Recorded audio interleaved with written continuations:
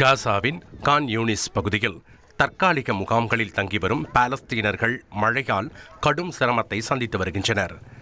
பல கூடாரங்கள் முழுவதும் நனைந்து சில பகுதிகள் நீரில் மூழ்கின. தற்காலிகமாக அமைக்கப்பட்ட முகாம்களில் தங்கியுள்ள மக்கள் தண்ணீர் தேங்கிய பகுதிகளிலிருந்து நீரை வெளியேற்ற முயன்றனர்.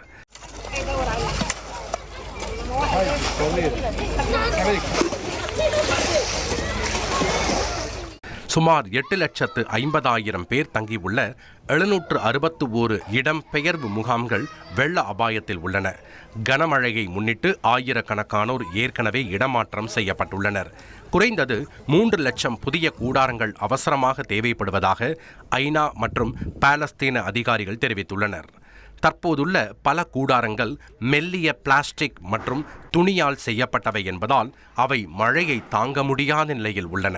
இந்நிலையில் காசாவுக்கு தினமும் நூற்றுக்கணக்கான லாரிகள் உணவு, மருந்து மற்றும் தங்கும் வசதிகளுடன் அனுப்பப்படுகின்றன என இஸ்ரேல் தெரிவித்துள்ளது. ஆனால் சர்வதேச உதவி அமைப்புகள் அந்த உதவிகள் போதுமானதாக இல்லை என்று கூறுகின்றன. 1,26,00,000 மனங்களை வென்ற தந்தி டிவி யூடியூப் சேனல். தவிர்க்க முடியாத தம்ப்நெயில்ஸ், கலக்கலான கான்டென்ட்ஸ். நீங்களும் இந்த குடும்பத்தில் இணைய இப்பவே சப்ஸ்கிரைப் பண்ணுங்க.